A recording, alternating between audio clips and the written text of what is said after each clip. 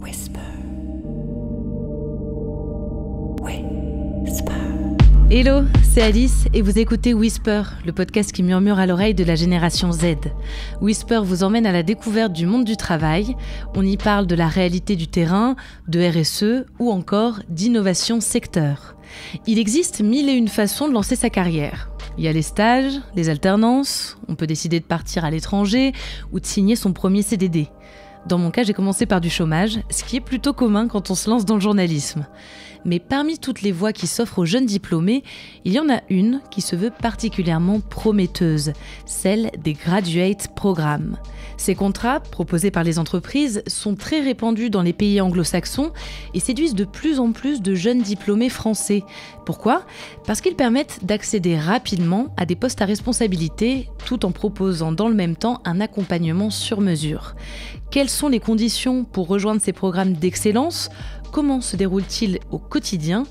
Comment booster sa carrière grâce à un graduate programme ? Pour cette immersion dans l'univers merveilleux bien qu'exigeant des grades, j'ai mis le cap sur AB InBev. Le brasseur international propose son Global Management Traineeship à de nombreux pays d'Europe pour découvrir les projets internationaux et les activités commerciales du groupe. J'ai d'abord rendez-vous avec Adrien. Il a commencé chez AB InBev il y a 4 ans, justement au sein du Global Management Traineeship. Aujourd'hui, il travaille dans l'équipe People Continuity, qui s'occupe de la recherche et du développement des talents du groupe, de la communication interne, ainsi que des questions de diversité et d'inclusion. Bonjour Adrien. Bonjour Alice. Avant de nous pencher un peu plus spécifiquement sur votre programme chez AB InBev, est-ce que tu peux m'expliquer ce qui définit les graduate programmes en général ? Je crois que de façon générale, ce qui définit les graduate programmes, c'est le fait d'avoir une possibilité d'entrer dans une entreprise où on va avoir en fait plus de visibilité et d'exposition auprès du senior management et avec des opportunités en fait d'avoir une carrière accélérée au sein d'une entreprise. Et dépendant en fait des entreprises, ceci peut être une carrière cross-fonctionnelle dans plusieurs domaines ou alors une carrière verticale dans un domaine spécifique, par exemple la finance, la supply, etc. Donc pour toi, ce qui les rend si attractifs, c'est vraiment ce caractère d'accélération de carrière ? Je crois que de façon générale, oui, étant donné que les graduate programmes, l'intention est vraiment de recruter pour la plupart des entreprises les futurs leaders en fait dans l'entreprise, et le but est vraiment alors de accélérer leur carrière pour aller rechercher des personnes qui sont ambitieuses et qui veulent justement rapidement en fait avoir des postes à responsabilité et avoir une courbe d'apprentissage assez élevée. Chez AB InBev, vous proposez plusieurs graduate programmes. Est-ce que tu peux me les présenter ? Oui, tout à fait. Donc, on a 4 programmes au total. Le premier qui s'appelle le GMT, qui est le Global Management Traineeship, qui est focalisé en fait autour des 2 piliers de l'entreprise, donc la vente et la partie supply chain, la chaîne d'approvisionnement. Et ensuite, on a 3 autres programmes, donc le MVP, SMT et FTL, qui vont se focaliser ou bien spécifiquement sur la vente, ou bien spécifiquement sur la partie supply chain, ou finalement en fait sur nos services qui sont offshorés à Prague. Ces différents programmes en fait vont tous avoir une certaine exposition auprès du senior management, vont avoir différents types de projets et alors aussi auront des trainings spécifiques de façon à monter en compétences ou apprendre plus sur le business. Et à qui s'adressent-ils ces différents programmes ? À plusieurs types de profils, dépendant de ce que les gens recherchent à développer, que ce soit en sales, en supply, avoir une vision 360 en fait de notre business. Et alors les types de profils qu'on recherche nous spécifiquement, c'est des personnes qui sont curieuses de nature, qui recherchent toujours à un peu challenger le status quo, qui sont très ambitieuses aussi, qui cherchent à avoir des responsabilités, des projets qui soient impactants, et puis alors au final aussi qui soient résilientes, ce qui est de plus en plus important, surtout pendant cette période Covid, où on voit que la résilience et le fait de pouvoir s'adapter en fait à des conditions changeantes est crucial. Et donc si on se met dans la peau d'un candidat, comment tu me conseillerais de choisir un graduate programme ? Quelles questions, d'après toi, faut-il se poser avant de postuler ? Donc, je crois que de façon générale, si on regarde plusieurs entreprises, la question la plus importante, c'est vraiment de comprendre quelle est la culture d'entreprise, ce qui permettra alors ensuite de regarder au sein d'une entreprise, une fois qu'on a on a fait ce test culture, de voir en fait quels sont les graduates qui iraient le mieux avec le profil spécifique. Étant donné que chez nous, on propose par exemple 4 graduates, il y en a un qui est focalisé plus sur des profils généralistes, le Market Visionaries programme qui va plus être orienté vers des profils sales. Ensuite, on a un programme lié à des profils supply et un dernier programme qui est vraiment lié au leadership, mais dans nos structures à Prague et donc assez différent en termes de localisation. Pour parler un petit peu de la candidature en elle-même, est-ce que le processus de recrutement est différent pour un graduate programme que pour une candidature classique, entre guillemets? Le nombre d'étapes est différent. On essaie de garder en fait une certaine similarité en termes de méthodologie pour nos recrutements classiques ou via les graduates. Ensuite, dans le graduate, on va avoir, au lieu d'avoir 2 étapes d'interview, on aura 6 étapes au total. Et ces étapes passent d'un test lié au culture fit vers les connaissances cognitives, ensuite en passant vers un vidéo interview et puis un business game qui est alors en interne, mais pour l'instant durant Covid, donc en online, suivi d'un final panel où là, en fait, les candidats ont l'opportunité de rencontrer notre senior management en leur posant des questions et en échangeant avec eux. Et du coup, quel conseil tu donnerais aux candidats pour se préparer au mieux à ce processus? Le plus important et ce qui fera la différence auprès des candidats, c'est vraiment leur motivation pour rejoindre AbrainBev et l'énergie aussi qu'ils apportent à la table et finalement l'alignement en fait avec la culture d'entreprise qu'on propose et qui se trouve vraiment dans nos 10 principes qu'on communique sur notre site et sur plein d'autres plateformes. Dernière petite question, donc petite précision. Là, avec le Covid, tout est maintenu. Tu disais donc c'est juste certaines étapes des recrutements qui se font à distance, c'est ça? Oui, tout à fait. Donc, les 4 premières étapes se faisaient toujours à distance, donc se font via des plateformes online. Et ensuite, nos 2 dernières étapes, qui sont donc le business game et le final panel avec le senior management, étaient avant en physique et maintenant alors sont passées en virtuel pour toute l'Europe. Maintenant qu'Adrien m'a éclairé sur l'accès au graduate programme, j'aimerais en savoir un peu plus sur leur déroulement au quotidien. Baptiste est responsable de l'équipe catégorie management, au sein de laquelle il manage 2 personnes en graduate programme. Bonjour Baptiste. Bonjour. Baptiste, tu accompagnes des graduate programmes. Est-ce que tu peux me donner des exemples d'objectifs que tu vas fixer peut-être avec eux au début de leur expérience, des objectifs pour l'entreprise ou pour la personne directement? Déjà, le catégorie manager, c'est un poste qui est tourné vers le client. On est l'expert de la catégorie bière auprès de notre client et on va l'accompagner pour développer le chiffre d'affaires de la catégorie à travers 4 leviers, le prix, le produit, la place et la promotion. Il y a 2 types d'objectifs qu'on peut donner à un catégorie manager. Le premier, c'est les objectifs business avec des facteurs clés de succès sur le chiffre d'affaires, la part de marché et ce type d'indicateurs. Et la deuxième partie qui est extrêmement personnalisée, c'est sur le développement personnel et ce qu'on appelle les capacités de leadership de la personne. Et ça, vous l'évaluez en début d'expérience avec chaque personne?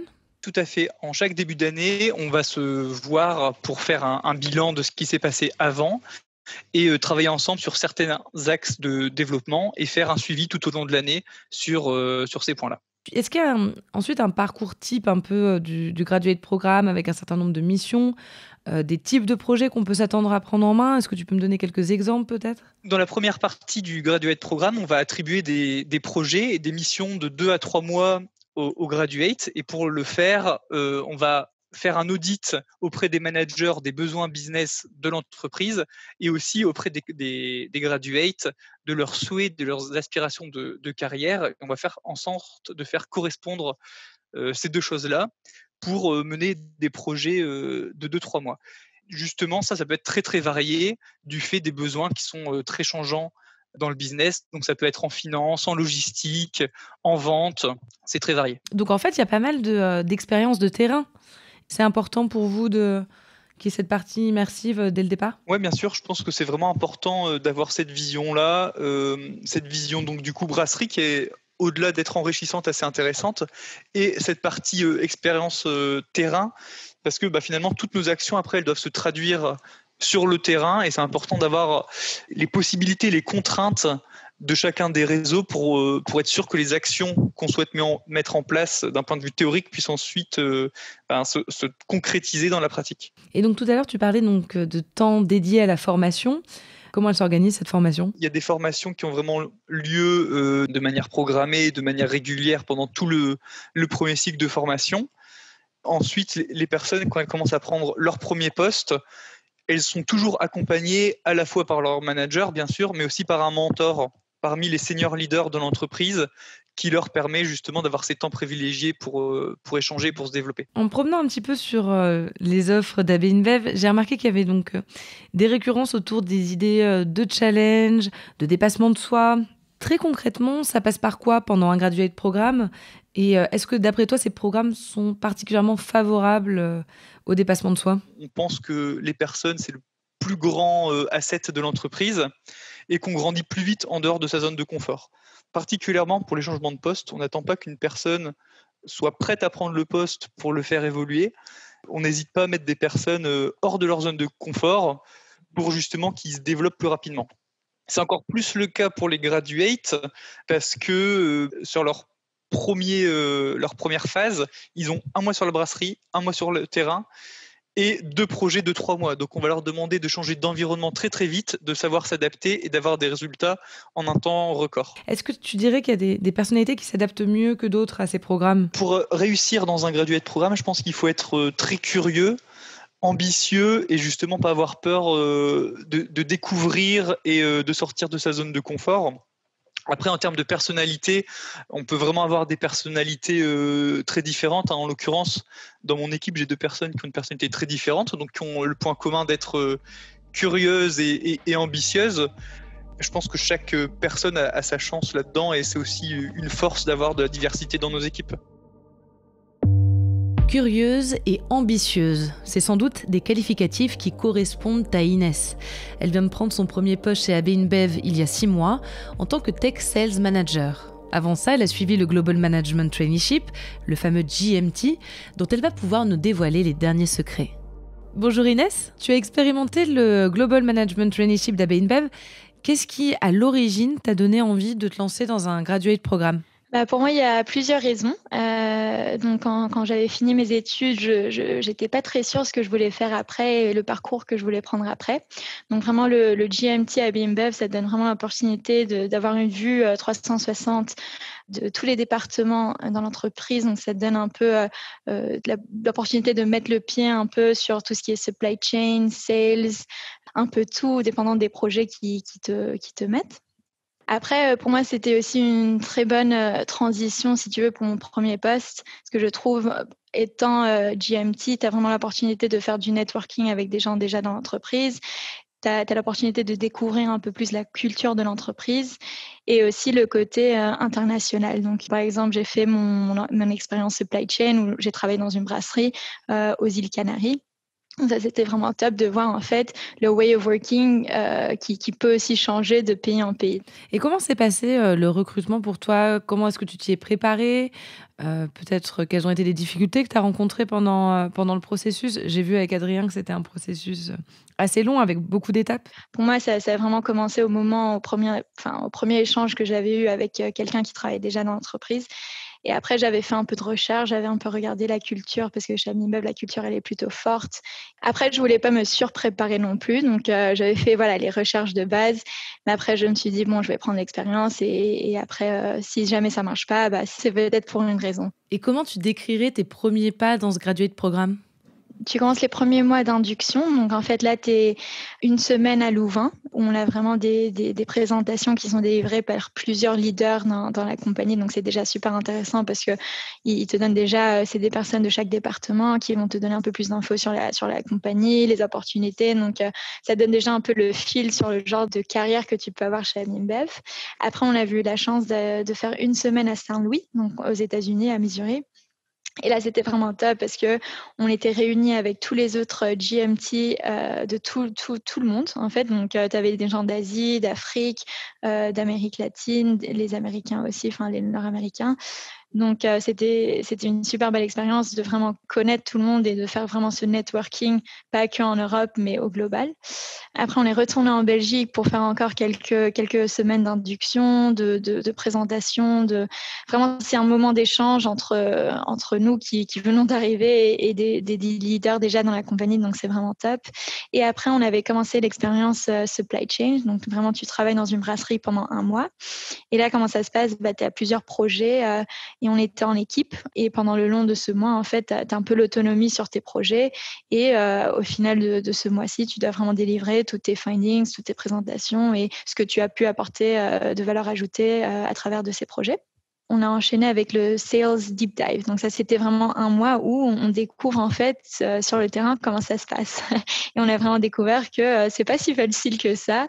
Et donc c'était un peu ces moments de découverte de comment vraiment ça se passe pour vendre une bière et comment ça se passe from end to end. Donc c'était aussi super intéressant de faire l'expérience supply chain avant, parce que tu comprends vraiment la première étape, comment la bière elle est formée, et après comment la bière elle est vendue. Donc pour moi, c'était aussi super top de faire d'abord le supply et après le sales. Et j'ai l'impression, en t'écoutant, qu'il y a beaucoup de moments d'échange avec les autres personnes en graduate programme comme toi. Tout à fait. On a eu vraiment la chance d'avoir toutes ces expériences pour retourner en Belgique, refaire ces inductions, refaire des présentations, échanger avec les autres graduates. Donc pour moi, c'est quelque chose qu'ils encouragent vraiment beaucoup. C'est vraiment aussi top maintenant que j'ai commencé mon premier poste d'avoir networké d'une façon comme ça, parce que quand, par exemple, j'ai une question sur un way of working qui potentiellement serait intéressant d'appliquer en France, j'ai des gens à contacter que je peux contacter qui viennent du UK, de la Belgique, de l'Espagne. Donc, c'est vraiment top de savoir que tu peux contacter et d'être en contact avec énormément de personnes autour d'Europe et aussi au niveau international. Donc, c'est quelque chose qui est hyper bien apprécié et qui est hyper valuable pour le long terme. Et comment tu décrirais l'accompagnement, le coaching que tu as reçu pendant ton expérience? Étant donné qu'on était dans des différentes rotations, on avait des différentes personnes ou si tu veux des SPOC à chaque moment dans notre journey du graduate program. Ce qui est très bien chez ABINBEV, c'est ça donne beaucoup d'autonomie en fait. Donc au début, tu reçois vraiment ton brief de ton mentor, si tu veux, ou de ton point de contact sur quel est le projet, qu'est-ce qu'il faut délivrer. Après, ce qui est bien, c'est que au lieu d'avoir ce support end-to-end à 100% tout le temps, en fait, c'est un peu à toi de voir comment tu vas adresser ce projet, comment tu vas adresser un problème qui t'ont donné et comment tu vas utiliser tes expériences ou ton knowledge ou les gens que tu connais déjà pour pouvoir avancer sur ce projet. Après, bien évidemment, tu as le support et tu as chaque semaine des catch-up avec ton mentor et ta personne qui t'accompagne le long de ce projet. Mais c'est vraiment top parce que c'est pas un mentor qui va te micromanager tout le projet. Tu as vraiment l'opportunité de faire une grosse différence avec ton projet et ce que tu apportes parce que c'est vraiment ton travail. Et pour moi, c'est vraiment top d'avoir ce niveau d'autonomie. Est-ce que parfois tu as pu te sentir en difficulté par rapport à ça, par rapport à ce côté assez challengeant des graduate programmes? Pour moi, c'était un peu ça le début de chaque projet. Enfin, je vais pas mentir, c'était très dur de faire connaissance de tous les sujets, étant donné aussi que les projets duraient 1 mois, 2 mois. C'est vraiment à toi d'avancer très rapidement sur tout ce qui est acquiring the knowledge pour pouvoir vraiment avancer, pour apporter les résultats. Donc pour moi, c'était cette partie-là qui était très challenging. Après, ce qui est bien aussi de travailler dans une boîte si grande, c'est que tu as des experts partout, tu as des gens qui ont plus d'expérience, tu as des gens qui savent beaucoup plus que toi sur certains sujets. Donc c'est là où il ne faut vraiment pas hésiter, prendre contact, être proactif. Il faut juste contacter, sortir de sa zone de confort. Donc c'est un peu ça qui va t'aider à sortir de ce moment de difficulté, d'avoir plus de clarté et plus d'informations pour pouvoir avancer. Et quelles compétences tu penses avoir gagnées pendant cette expérience? Je dirais beaucoup. Après, pour en nommer quelques compétences, pour moi, la première, c'était vraiment la résilience. On parlait avant de sortir de sa zone de confort. Pour moi, des fois, c'est pas très facile de faire ça. Donc, c'est vraiment d'être perseverant, de savoir ce que tu veux, quel genre d'informations tu veux et quel résultat tu veux apporter. Une deuxième, pour moi, c'est la flexibilité. Je trouve que chez ABINBEV aussi, comme tu vas de département en département, directement dans ce graduate program. Il faut vraiment être flexible en fait et d'être ouverte à toutes ces expériences. Et quel conseil tu donnerais à quelqu'un qui souhaiterait se lancer comme toi, comme tu l'as fait dans un graduate programme? Pour moi, le conseil serait de le faire. Et ça serait aussi d'être toujours flexible, toujours adaptable, toujours résiliente. Ça va pas toujours être facile, bien évidemment. Quand tu fais tellement de rotations, il faut vite apprendre, il faut vite prendre la main sur des sujets que potentiellement tu n'as aucune idée comment aborder les premières semaines. Tu peux toujours apprendre, il y a toujours quelque chose à retirer d'une expérience comme ça. Pas de doute, les graduate programmes sont de véritables boosters de carrière. Pour se lancer, mieux vaut être curieux et motivé. Pendant toute la durée de ces contrats, les participants sont poussés à se dépasser, à faire preuve d'initiative et de flexibilité. Pas de panique cependant, les graduates offrent aussi un cadre de formation et de coaching périence et concluante, un poste sur mesure dans l'entreprise que vous aurez découvert pendant plusieurs mois. C'est la fin de cet épisode, merci de l'avoir suivi. On se retrouve très bientôt pour de nouvelles découvertes sur le monde du travail. D'ici là, portez-vous bien et n'oubliez pas de whisper autour de vous.